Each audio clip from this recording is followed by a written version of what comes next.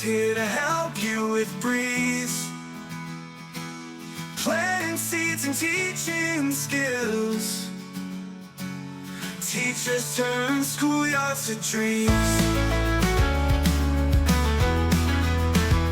Oh, hey, School Gardens with Ease. Hello and welcome to School Gardens with Ease podcast. I'm your host, Leila Mireskandari, and this is episode number 22.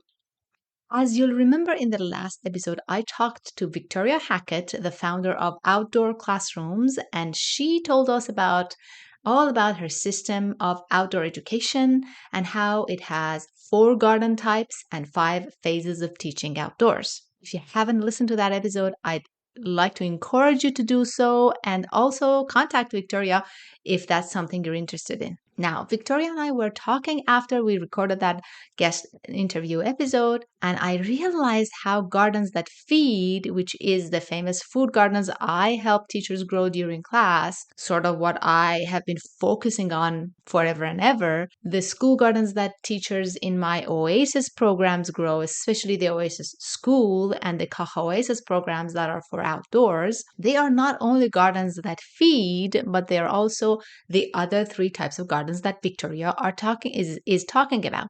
So one very valid, clear way to look at these types of gardens is to look at them separately as Victoria does.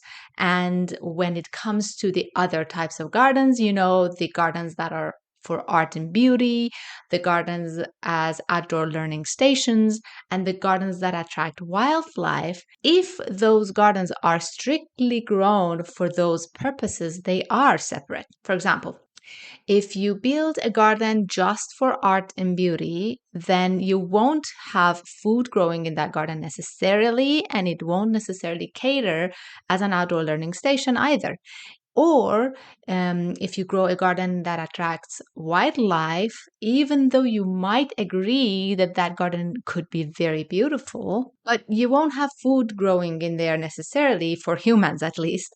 And those are not outdoor learning stations like mud kitchens or makerspace gardens would be. So I understand Victoria's point of view, and I love how she simplifies and creates clarity with the categories that she has for these types of gardens. What I want to add to that, and Victoria and I very briefly talked about this over email, and there might be some collaborations in the future, with might being an emphasis word of that sentence. I'm not promising anything. We still have to talk more. But we were talking about how a garden that feeds could be all those 4 types of gardens at the same time. Let me explain. As you may know, I am a permaculture designer and I am a huge fan of growing gardens that serve multiple functions. One of the design philosophies we employ in permaculture is to always use garden elements, whether it's plants or other things, that serve at least 3 functions. For example, a tall native fruit tree not only produces fruit, it provides shade and it provides shelter for wildlife, food for native bees and other creatures, etc. A native fruit tree has actually more than 3 functions, many functions. But a rule of thumb is to only use plants and other elements in the garden that at least have 3 functions. Growing with diversity in mind is also one of the very important aspects of permaculture. Valuing diversity is one of the 12 permaculture principles. Another permaculture principle is integration rather than segregation. And there are many more aspects of permaculture that relates to this topic. And, I don't want this episode to become a boring lesson about permaculture ethics and principles, obviously. So I'm not going to get very deep into it. But what I do want to tell you is how using permaculture principles could integrate all those 4 types of gardens together and make one garden that serves all those functions and purposes as arts and beauty, and attracting wildlife, as learning stations, and obviously as gardens that feed. In fact, even though I don't talk much about permaculture per se in my Oasis programs, and I don't teach permaculture at all to teachers or to kids in my programs, its principles and ethics have influenced every lesson plan, every student booklet, every poster. It's everything I talk about in, the coaching sessions that come with my programs for the teachers. And most importantly, it's in the plant selections that I recommend and in the plant arrangements that I teach and the overall step-by-step plan that these programs have. And that has resulted in gardens that serve multiple purposes.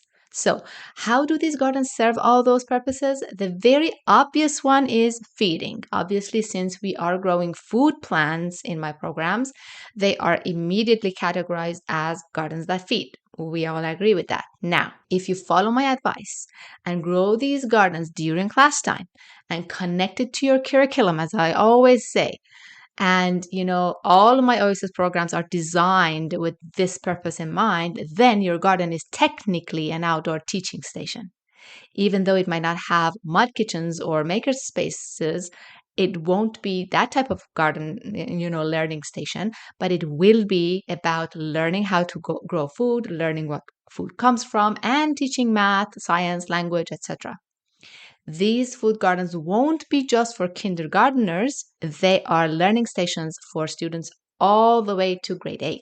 What about attracting wildlife, you might ask? Well, any polyculture garden attracts wildlife, even if it's just food and medicine. Since in permaculture, we never ever grow monoculture gardens like cornfields or tomato patches, the gardens I help teachers grow in my programs are companion planted polycultures that are very biodiverse, and biodiversity is key to attracting wildlife. Plus, bees, butterflies, worms, ladybugs, and spiders are not only attracted to fruiting plants that flower like zucchinis and tomatoes, but we always plant edible flowers such as marigolds and nasturtiums for not only feeding, but also for attracting the bees and the butterflies. Many of the food that we grow in these gardens need wildlife to pollinate them anyway. Many of the seeds that we want to save in fall require wildlife to pollinate them too. Essentially, a food garden that does not attract wildlife does not flourish unless it's a monoculture that constantly needs to be fed fertilizers and pesticides. And that is obviously not the type of garden that we want to teach our kids to grow, at least not in my programs. We want the students to learn that organic food, good food can be grown with ease in polyculture gardens that have a lot of help from wildlife. We want them to learn to work and collaborate with nature, to appreciate it, and to look at it as a very helpful friend that can help us grow easily and abundantly. And last but definitely not least, these food gardens can look very beautiful, not only because of the pop-up colors that marigolds and nasturtiums and the zucchini blossoms add, but also because in permaculture, we design the gardens with curves. Lots of curves. Permaculture is all about mimicking nature. There's no straight line in nature. One of permaculture principles is using edge. And without getting too technical, the more curves that you design in a garden, the more edge there is in the garden, and therefore the result is more life and more magic. And a garden with natural curves is very inviting and beautiful. Your garden doesn't have to be, boxes and rectangular garden beds. It can represent the ocean waves. It can represent the wind, the snake. It can be circular. It can be a mandala. It can be very artsy and extremely beautiful. And that's how a well-designed and well thought out and well incorporated food garden can be feeding, used as arts and beauty, as learning stations, and attracts wildlife. Hope this helps. If you're curious about the Oasis program suite, the link will be in the show notes. I'll talk to you next week in another episode.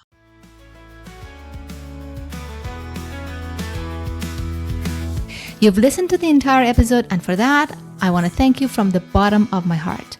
I hope you enjoyed it, and if you did, please leave me a review on Apple Podcasts and Spotify, and please share this episode with other teachers who might be interested in this topic. See you next week for a new episode.